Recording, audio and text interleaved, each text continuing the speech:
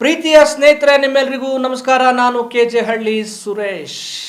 ಜಾಗತಿಕವಾಗಿ ನಡೀತಿರುವಂಥ Israel, America ಮತ್ತು Iran ಈ ದೇಶಗಳ ಯುದ್ಧದ ಕದನ ವಿರಾಮದ ಮಧ್ಯಸ್ಥಿಕೆಯ ಭಾಗವಾಗಿರುವಂತಹ ಪಾಕ್ನ ಇಸ್ಲಾಮಾಬಾದ್ನಲ್ಲಿ ಮಹತ್ವದ ಮಾತುಕತೆ ಇವತ್ತು ನಡೀತಾ ಇದೆ. ಈ ಮಾತುಕತೆ ಜಾಗತಿಕವಾಗಿ ಕೂಡ ಬಹಳ ಮಹತ್ವವನ್ನು ಪಡೆದುಕೊಂಡಿದೆ. ಈ ಮಾತುಕತೆ ಸಫಲ ಆಗತ್ತಾ? ಯುದ್ಧನ ಅಥವಾ ಶಾಂತಿಯೋ? ಬಹಳ ಕುತೂಹಲ ಮೂಡಿಸಿರುವಂಥದ್ದು. ಸ್ನೇಹಿತರೆ, ಈ ಒಂದು ಮಾತುಕತೆಯಲ್ಲಿ, ಇಸ್ಲಾಮಾಬಾದ್ನಲ್ಲಿ ನಡೆಯುವಂಥ ಈ ಮಾತುಕತೆಯಲ್ಲಿ ಅಮೇರಿಕಾದ ಕಡೆಯಿಂದ ಅಮೇರಿಕಾದ ಉಪಾಧ್ಯಕ್ಷ JD ವ್ಯಾನ್ಸ್ ಬಂದಿದ್ದಾರೆ. ಆಮೇಲೆ ಡೊನಾಲ್ಡ್ ಟ್ರಂಪ್ನ ವಿಶೇಷ ರಾಯಭಾರಿ ಸ್ಟೀವ್ ವಿಟ್ಕಾಪ್ ಅವರು ಬಂದಿದ್ದಾರೆ, ಸಲಹೆಗಾರ ಜೇಡ್ ಕುಶ್ನರ್ ಅಂತ. ಇನ್ನು ಇರಾನ್ ದೇಶದ ಸಂಸತ್ ಸ್ಪೀಕರ್ ಮೊಹಮ್ಮದ್ ಬಘೇರಾ ಖಲೀಬಾಫ್ ಬಂದಿದ್ದಾರೆ. ಆಮೇಲೆ ವಿದೇಶಾಂಗ ಸಚಿವ ಅಬ್ಬಾಸ್ ಅರಾಗ್ಜಿ ಅವರು ಬಂದಿದ್ದಾರೆ. ಈ ಎರಡೂ ದೇಶಗಳ ನಡುವೆ ಒಂದು ಸಂಧಾನ ಪ್ರಕ್ರಿಯೆಯನ್ನ ಮಾಡಿ ತಾನು ಒಳ್ಳೆಯ ಜಾಗತಿಕವಾಗಿ ಒಂದು ಒಳ್ಳೆಯ ದೇಶವಾಗಿ ಎಮರ್ಜ್ ಆಗಬೇಕು ಅಂತೇಳಿ ಪಾಕಿಸ್ತಾನ ಕಾಯ್ತಾ ಇದೆ. ಸೊ ಈ ಯುದ್ಧ ನಿಲ್ಲಬೇಕು ಅನ್ನೋದು ಎಲ್ಲರ ಆಶಯ. ಯುದ್ಧ ನಿಲ್ಲಬೇಕಾಗಿದೆ. ಅಮೇರಿಕಾ ನಾವು ಪ್ರಾಮಾಣಿಕವಾಗಿ ಯುದ್ಧವನ್ನ ನಿಲ್ಲಿಸೋದಕ್ಕೆ ಬಯಸ್ತೇವೆ, ಆದರೆ ಇರಾನ್ ಆಟ ಆಡಬಾರ್ದು ಅಂತ ಹೇಳುತ್ತೆ. ಇರಾನ್ ತಾನು ಕೊಟ್ಟಿರುವ ಕಂಡೀಷನ್ಸ್ಗೆ ಒಪ್ಪೋದಾದ್ರೆ ನಾವು ಓಕೆ ಸಂಧಾನ ಮಾಡ್ಕೊಳ್ಳೋದಿಕ್ಕೆ ಅಂತ ಹೇಳುತ್ತೆ. ಹಾಗಿದ್ರೆ ಸಂಧಾನ ಸಫಲ ಆಗುತ್ತಾ ಅನ್ನೋದು ಇನ್ನೂ ಕಾದು ನೋಡಬೇಕಾಗಿದೆ.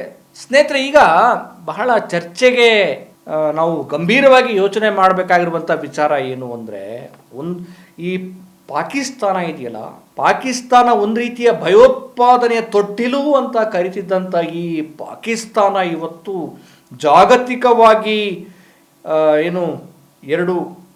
ಈ ಎರಡೂ ದೇಶಗಳು ಜಂಟಿಯಾಗಿ ಇರಾನ್ ಮೇಲೆ ಮಾಡುವಂಥ ಒಂದು ದೊಡ್ಡ ಯುದ್ಧದ ಕದನ ವಿರಾಮದ ಮಧ್ಯಸ್ಥಿಕೆಯನ್ನು ವಹಿಸುವ ಮಟ್ಟಿಗೆ ಬಂದಿದೆ ಅಂದರೆ ಇದು ಭಾರತಕ್ಕೆ ಒಳ್ಳೆಯ ಸೂಚನೆ ಅಲ್ಲ. ಯಾಕೆಂದರೆ ಪಾಕಿಸ್ತಾನದ ವ್ಯಾಲ್ಯೂನೇ ಬೇರೆ, ಭಾರತದ ವ್ಯಾಲ್ಯೂನೇ ಬೇರೆ. ಆದರೆ ಭಯೋತ್ಪಾದಕರ ತೊಟ್ಟಿಲು ಅಂತೇಳಿ ಕರೆಸ್ಕೊಳ್ಳುವಂಥ ಪಾಕ್ನಲ್ಲಿ ಶಾಂತಿ ಮಾತುಕತೆ ಆಗ್ತಾ ಇದೆ ಅಂತಂದರೆ ಇದಕ್ಕೇನು ಹೇಳಬೇಕು? ನಮ್ಮ ವಿದೇಶಾಂಗ ನೀತಿಯ ವೈಫಲ್ಯದ ಬಗ್ಗೆ ನಾವು ಎಷ್ಟು ಮಾತಾಡ್ತಾ ಹೋಗೋಣ. ಇನ್ನು ಬಹುಶಃ ಕಷ್ಟ ಇದೆ. ಇರಾನ್ ಹೇಳುವ ಕಂಡೀಷನನ್ನು ಅಮೇರಿಕಾ ಒಪ್ಕೊಳ್ಳೋದು ಕಷ್ಟ ಇದೆ, ಅಮೇರಿಕಾ ಹೇಳೋದನ್ನು ಇರಾನ್ ಕೇಳೋದು ಕೂಡ ಕಷ್ಟ ಇದೆ. ಆದರೆ ಯುದ್ಧ ನಿಲ್ಲಬೇಕಾಗಿದೆ. ಯುದ್ಧ ನಿಂತರೆ ಬಹಳ ಒಳ್ಳೆಯದು. ಒಂದು ವೇಳೆ ಅಮೇರಿಕಾ ಮತ್ತು ಇರಾನ್ ಎರಡೂ ದೇಶಗಳು ಹೇಗೋ ಕಷ್ಟಪಟ್ಟು ಸಂಧಾನಕ್ಕೆ ಒಪ್ಪಿದರೆ ಈ ಪಾಪಿ ಇಸ್ರೇಲ್ ಒಪ್ಕೊಳ್ಳೋದು ಕಷ್ಟ ಇದೆ.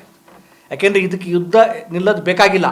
ಯಾಕೆಂದರೆ ಇರಾನನ್ನು ಸಂಪೂರ್ಣವಾಗಿ ನಾಶ ಮಾಡಿಬಿಟ್ಟು ನಾನು ದೊಡ್ಡ ನಾಯಕನಾಗಿ ಯಾವುದೇ ಆತಂಕ ಇಲ್ಲದೆ ನಾನೊಬ್ಬನೇ ಆರಾಮಾಗಿ ವಿಜೃಂಭಣೆ ಸಾಮ್ರಾಜ್ಯವನ್ನು ವಿಸ್ತರಿಸ್ಕೊಂಡಿರಬೇಕು ಅನ್ನೋ ಥರದ ಹುಚ್ಚು ಭ್ರಮೆಯಲ್ಲಿ ಇಸ್ರೇಲ್ ಇದೆ. ಅದು ಒಂದು ಕಡೆ. ಆದರೆ ಪಾಕ್ಗೆ ಒದಗಿ ಬಂದಿರುವ ಈ ಇಸ್ಲಾಮಾಬಾದ್ನಲ್ಲಿ ಈ ಸಂಧಾನದ ವೇದಿಕೆ ಇದೆಯಲ್ಲ, ಈ ವೇದಿಕೆಯ ನಂತರ ಪಾಕಿಸ್ತಾನ ಯಾವ ರೀತಿ ಎಮರ್ಜ್ ಆಗಬಹುದು ಅನ್ನೋದ್ರ ಬಗ್ಗೆ ನಾವು ಮಾತಾಡಬೇಕಾಗಿದೆ. ಪಾಕಿಸ್ತಾನನ ಹೊಗಳಬೇಕು, ಪಾಕಿಸ್ತಾನ ದೊಡ್ಡ ಮಟ್ಟಕ್ಕೆ ಹೋಗಬೇಕು ಅನ್ನೋ ಆಶಯ ನಮ್ಮದಲ್ಲ. ಆದರೆ ಆರ್ಥಿಕವಾಗಿಯೂ ಅಷ್ಟು ದೊಡ್ಡ ದೇಶ ಅಲ್ಲ, ಸಬಲ ದೇಶ ಅಲ್ಲ. ಮತ್ತು ಭಯೋತ್ಪಾದನೆಗಳ ನೆಲೆ ಅಂಥೇಳಿ ಹೇಳಿಸಿಕೊಳ್ಳುವಂತಹ ಇಂಥ ಪಾಕಿಸ್ತಾನ ಇವತ್ತು ಜಾಗತಿಕವಾದಂಥ ಯುದ್ಧಗಳು ನಡೆಸಿದಂಥ ಎರಡು ದೇಶಗಳ ಸಂಧಾನದ ಮಧ್ಯಸ್ಥಿಕೆ ವಹಿಸ್ತಾ ಇದೆ ಅಂತಂದರೆ ಏನೋ ನಡೀತಾ ಇದೆ. ಇದರಲ್ಲಿ ನಮ್ಮ ವೈಫಲ್ಯ ಏನು ಮಾತಾಡಲೇಬೇಕಾಗಿದೆ. ಅನಂತರ ನಾವೆಲ್ಲ ಹೇಳ್ತಾ ಇರ್ತೀವಿ ಪಾಕಿಸ್ತಾನ ಯಾವತ್ತೂ ಒಂದು ಭಯೋತ್ಪಾದಕ ದೇಶ ಅಂತ ಹೇಳ್ತೀವಿ, ಆದರೆ ಅದಕ್ಕೊಂದು ತಾಂತ್ರಿಕವಾಗಿ ಹೇಳೋದಕ್ಕೊಂದು ಅವಕಾಶ ಬೇಕಾಗುತ್ತೆ. ವಿಶ್ವಸಂಸ್ಥೆಯ ಮುಖೇನ ಅದನ್ನು ಹೇಳಬೇಕಾಗುತ್ತೆ. ಸುಮ್ಮನೆ ಭಾಷಣಗಳು ಹೇಳಿದ್ರೆ ಆಗೋದಿಲ್ಲ. ಬಹುಶಃ ಆ ಕಳಂಕವನ್ನು ಕಳ್ಕೊಳ್ಳೋದಕ್ಕೆ ಪಾಕಿಸ್ತಾನ ಬಯಸ್ತಾ ಇದೆ. ಮತ್ತು ಆ ಕಳಂಕವನ್ನು ಕಳ್ಕೊಳ್ಳುತ್ತೆ ಕೂಡ. ಯಾಕೆಂದರೆ ಇದು ಒಂದು ವೇಳೆ ಸಂಧಾನ ಆದರೆ ಪಾಕಿಸ್ತಾನವನ್ನು ನೋಡುವ ದೃಷ್ಟಿಕೋನವೇ ಬೇರೆಯಾಗಬಹುದು. ನಾಳೆ ಏನು ಈ ಟ್ರಂಪ್ ಹೇಳ್ತಾನಲ್ಲ, ನನಗೊಂದು ನೊಬೆಲ್ ಪ್ರಶಸ್ತಿ ಕೊಡಿ ಅಂತೇಳಿ, ನಾಳೆ ಪಾಕ್ನ ಪ್ರಧಾನಿ ನಾವೇ ಕೊಡಿ, ನಾವು ಇಂಥ ಒಂದು ಯುದ್ಧ ನಿಲ್ಲಿಸಿದ್ವಿ ಅಂತೇಳಿ ಕೇಳಬಹುದು. ಇದು ಭಾರತದ ಮಟ್ಟಿಗೆ ಆಶಾದಾಯಕವಾದ ಬೆಳವಣಿಗೆ ಅಲ್ಲ. ನಾವೊಂದು ಕಡೆ ವಿಶ್ವಗುರು ಅಂತೇಳಿ ಸುಮ್ಮನೆ ನಾವೇ ಕೂತ್ಕೊಂಡು ಅವ್ರ ಭಕ್ತರು ಹೇಳ್ಕೊಂಡ್ಬಿಟ್ರೆ ಎಲ್ಲಿ ವಿಶ್ವಗುರು ಆಗ್ತಾ ಇದ್ದೀವಿ ನಾವು? ಎಲ್ಲಿ ವಿಶ್ವಗುರು ಆಗ್ತಾ ಇದ್ದೀವಿ? ಕುರಿ ಆಗ್ಬೇಕಷ್ಟೇ. ಸ್ನೇಹಿತರೆ ನೋಡೋಣ, ಈ ಅಮೇರಿಕಾ ಇದೆಯಲ್ಲ, ಅಮೇರಿಕಾ ಮತ್ತು ಪಾಕಿಸ್ತಾನ ಈ ಎರಡು ದೇಶಗಳಿದಾವಲ್ಲ, ಈ ದೇಶಗಳ, ಆಮೇಲೆ ಚೀನಾ, ಈ ದೇಶಗಳ ಕುತಂತ್ರಗಳನ್ನು ಅರಿಯುವುದು ಅಷ್ಟು ಸುಲಭವಲ್ಲ. ಆದರೆ ನಾವು ಸೂಕ್ಷ್ಮವಾಗಿ ನೋಡಿದಾಗ ಇದೆಲ್ಲ ಅರ್ಥ ಆಗುತ್ತೆ. ನೋಡಿ, ಪೆಹಲ್ಗಾಮ್ ದುರಂತ ಆದಾಗ ಭಯೋತ್ಪಾದಕರು ನಮ್ಮ ದೇಶಕ್ಕೆ ಕಾಲಿಟ್ಟು ನಮ್ಮ ಒಂದಷ್ಟು ಜನರನ್ನ ಹತ್ಯೆ ಮಾಡಿದ ನಂತರ ಇದರ ಹಿಂದೆ ಪಾಕಿಸ್ತಾನ ಇದೆ, ಪಾಕಿಸ್ತಾನವೇ ಭಯೋತ್ಪಾದಕರಿಗೆ ಕುಮ್ಮಕ್ಕನ್ನು ಕೊಟ್ಟು ಈ ರೀತಿ ಮಾಡಿದೆ ಅಂಥೇಳಿ ನಾವು ಆಪರೇಷನ್ ಸಿಂಧೂರ ಅಂಥೇಳಿ ಒಂದು ಕಾರ್ಯಾಚರಣೆ ಮಾಡಿದ್ವಿ. ಪಾಕ್ ಸೇನಾ ಏನೋ ಭಯೋತ್ಪಾದಕರ ಸೇನಾ ನೆಲೆಗಳನ್ನು ಉಡಾಯಿಸಿದ್ವಿ. ಇದು ನಡೆದ ನಂತರ ಆದ ಬೆಳವಣಿಗೆಗಳನ್ನ ನೋಡಬೇಕು. ಅದಾದ ಒಂದು ತಿಂಗಳಲ್ಲೇ, ಅಂದರೆ ಆಪರೇಷನ್ ಸಿಂಧೂರ ನಡೆಸಿ ಒಂದು ತಿಂಗಳಾಗೋ ಅಷ್ಟರಲ್ಲೇ ಈ ಟ್ರಂಪ್ ಏನು ಮಾಡ್ತಾನೆ ಗೊತ್ತಾ? ಈ ಟ್ರಂಪು ಪಾಕ್ ಸೇನಾ ಮುಖ್ಯಸ್ಥ ಆಸಿಫ್ ಮುನೀರ್ನನ್ನು, ಆ ಪಾಕ್ ಸೇನೆಯ ಮುಖ್ಯಸ್ಥ ಆಸಿಫ್ ಮುನೀರ್ನನ್ನು ಶ್ವೇತಭವನಕ್ಕೆ ಕರೆದು ಆತನೊಟ್ಟಿಗೆ ಔತಣಕೂಟವನ್ನು ನಡೆಸ್ತಾರೆ. ಯೋಚನೆ ಮಾಡಿ, ಎರಡು ದೇಶಗಳು ಯುದ್ಧ ಮಾಡ್ತಾ ಇರ್ತವೆ. ಯುದ್ಧ ಆದ ಸಂದರ್ಭದಲ್ಲಿ ಪಾಕ್ ಏನು ಮಾಡ್ತು, ನಾನು ಸಂತ್ರಸ್ತ, ಸುಮ್ಮನೆ ನಮ್ಮ ಮೇಲೆ ದಾಳಿ ಮಾಡಿದರೆ ಅನ್ನೋ ಅರ್ಥದಲ್ಲಿ ಅದು ಕ್ಲೈಮ್ ಮಾಡ್ಕೊಳ್ಳೋಕೆ ಟ್ರೈ ಮಾಡ್ತು. ಆದರೆ ನಾವು ಯಾಕೆ ದಾಳಿ ಮಾಡಿದ್ವಿ ಅನ್ನೋದನ್ನು ಸಮರ್ಥನೆ ಮಾಡ್ಕೊಳ್ಳೋದಕ್ಕೆ, ಇತರ ದೇಶಗಳಿಗೆ ಸಾಬೀತುಪಡಿಸೋದಕ್ಕೆ ನಮ್ಮ ದೇಶದ ಸಚಿವರ ನಿಯೋಗ ಬೇರೆ ಬೇರೆ ದೇಶಗಳಿಗೆ ಹೋಗಿ ಅವರಿಗೆ ಅರ್ಥ ಮಾಡಿಸುವಂಥ ಪ್ರಯತ್ನಗಳನ್ನ ಮಾಡಬೇಕಾಯಿತು. ಆದರೆ ಯಾವ ಪ್ರಯತ್ನವನ್ನು ಮಾಡದೆ ಪಾಕಿಸ್ತಾನ, ಅಯ್ಯೋ ನೋಡಿ ನಮ್ಮ ಮೇಲೆ ಹಿಂಗೆ ಅಟ್ಯಾಕ್ ಮಾಡಿಬಿಟ್ರು ಅಂಥೇಳಿ ಅದು ಒಂದು ರೀತಿ ನಾಟಕ ಆಡ್ತು, ಸಂತ್ರಸ್ತನ ಥರ ನಾಟಕ ಆಡ್ತು. ಅದಾದಮೇಲೆ ನಮ್ಮ ಭಾರತದ ಶತ್ರು ದೇಶದ ಸೇನಾ ಮುಖ್ಯಸ್ಥನನ್ನು ಈ ಮನುಷ್ಯ ತನ್ನ ಇದಕ್ಕೆ ಶ್ವೇತಭವನಕ್ಕೆ ಕರೆಸ್ಕೊಂಡು ಡಿನ್ನರ್ ಪಾರ್ಟಿ ಮಾಡ್ತಾನೆ ಅಂದರೆ ಯೋಚನೆ ಮಾಡಿ. ಇವರು my friend Donald Trump my friend ಅಂತೇಳಿ ಬಾಯ್ ಬಿಡ್ಕೊಳ್ತಾರಲ್ಲ, ಅರ್ಥ ಆಗಬೇಕು. ಮತ್ತು ಅಲ್ಲಿಗೆ ಹೋಗ್ಬಿಟ್ಟು ಅಮೇರಿಕಕ್ಕೆ ಹೋಗ್ಬಿಟ್ಟು ಮೈ ಫ್ರೆಂಡ್ ಡೊನಾಲ್ಡ್ ಟ್ರಂಪ್ ಅಬ್ ಕಿ ಬಾರ್ ಟ್ರಂಪ್ ಸರ್ಕಾರ ಅಂತ ಹೇಳಿದಕ್ಕೆ ನಮ್ಮ ಭಾರತದ ಶತ್ರು ರಾಷ್ಟ್ರವಾಗಿ ಬಿಂಬಿತವಾಗಿರುವ, ಅದರಲ್ಲೂ ಆಪರೇಷನ್ ಸಿಂಧೂರ ಕಾರ್ಯಾಚರಣೆ ಆದ ನಂತರ ಆ ಸೇನಾ ಮುಖ್ಯಸ್ಥರನ್ನು ಕರೆಸ್ಕೊಂಡು ಇವರ ಮೈ ಫ್ರೆಂಡು ಡಿನ್ನರ್ ಪಾರ್ಟಿ ಮಾಡ್ತಾನೆ ಅಂದರೆ ಏನು ಅರ್ಥ? ಅದನ್ನು ನೋಡಿ ಈ ಫಾದರ್ಲ್ಯಾಂಡ್ನವ್ರು ಏನು ಮಾಡಿದ್ರು, ಯಾವ ರೀತಿ ಅದನ್ನು ಅರ್ಥೈಸ್ಕೊಂಡ್ರು ನಮ್ಗೆ ಗೊತ್ತಿಲ್ಲ.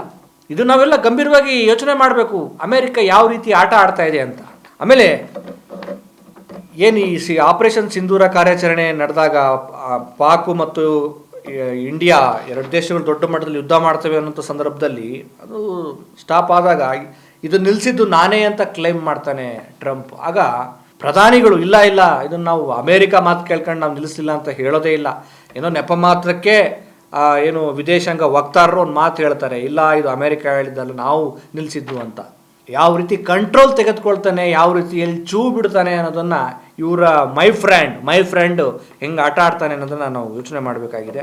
ಆಮೇಲೆ ಈ ಅಮೇರಿಕಾಗೆ, ಈ ಟ್ರಂಪ್ಗೆ ಇರಾನು ಅಣ್ವಸ್ತ್ರಗಳನ್ನು ಹೊಂದೋದು ಬೇಕಾಗಿಲ್ಲ.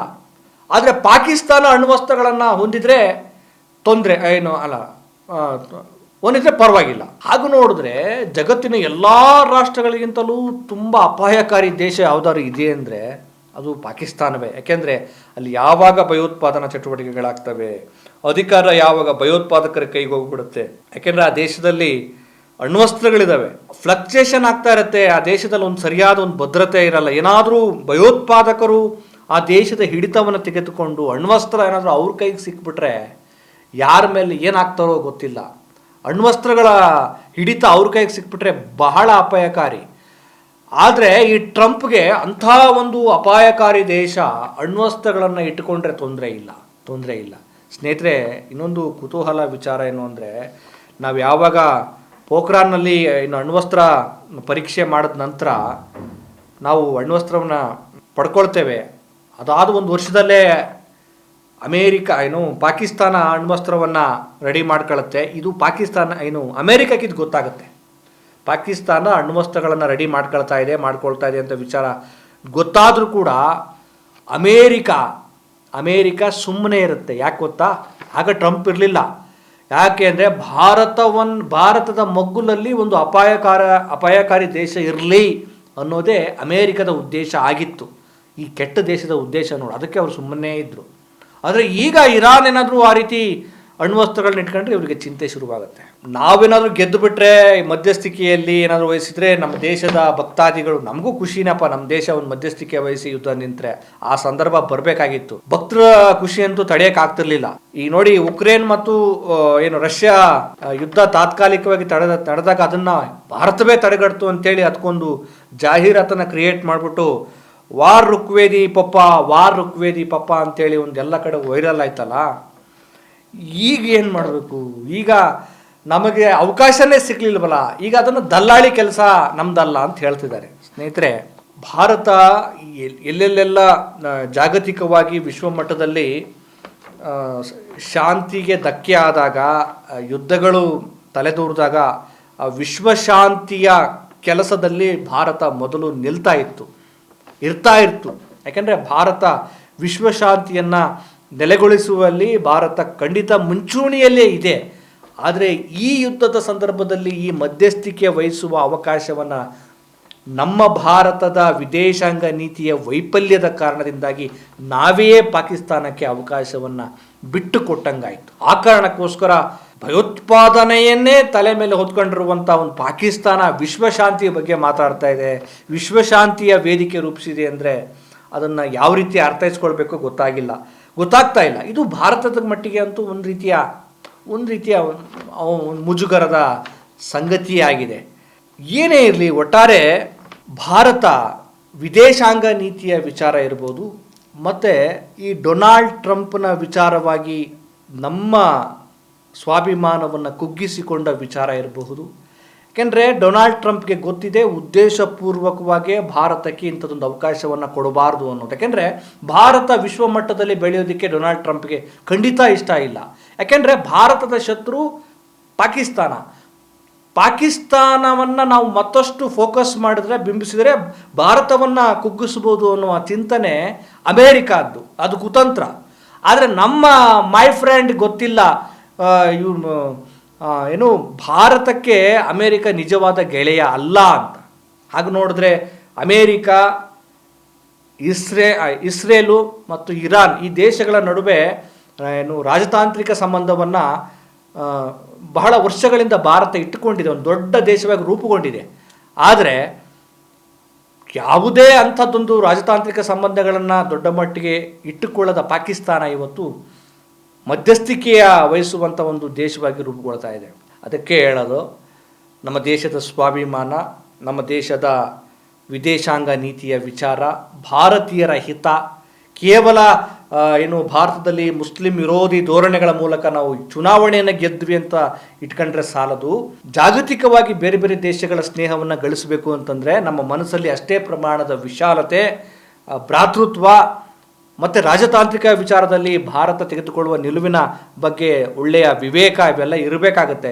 ಬರೇ ತಲೆ ತುಂಬ ಮುಸ್ಲಿಂ ವಿರೋಧಿ ಧೋರಣೆಗಳು, ಬರೇ ಚುನಾವಣೆಯನ್ನಷ್ಟೇ ಗೆಲ್ಲಬೇಕು, ಜನರಲ್ಲಿ ಭ್ರಮಾತ್ಮಕ ಭಾವನೆಗಳನ್ನಷ್ಟೇ ತುಂಬಬೇಕು, ನಮ್ಮ ಉದ್ದೇಶ ಬರೀ ಗೆಲ್ಲೋದೇ ಅಂತ ಆದರೆ ಜಾಗತಿಕವಾಗಿ ನಾವು ಬೆಳೆಯೋದಕ್ಕೆ ಸಾಧ್ಯನಾ? ನಾವು ಯಾವ ಮಟ್ಟದಲ್ಲಿ ನಮ್ಮನ್ನು ನಾವು ಕುಗ್ಗಿಸ್ಕೊಳ್ತಿದ್ದೀವಿ ಮತ್ತು ನಮ್ಮ ವೈಫಲ್ಯ ಆಗ್ತಾ ಇದೆ ಅನ್ನೋದಕ್ಕೆ ಪಾಕಿಸ್ತಾನ ಬೆಳೆತಿರುವುದು ಮತ್ತು ಪಾಕಿಸ್ತಾನಕ್ಕೆ ಈ ವೇದಿಕೆ ಸಿಕ್ಕಿರೋದೇ ಕಾರಣ. ಮತ್ತೊಂದು ವಿಚಾರದೊಂದಿಗೆ ನಿಮ್ಮನ್ನು ಭೇಟಿ ಮಾಡ್ತೇನೆ. ನಮಸ್ಕಾರ.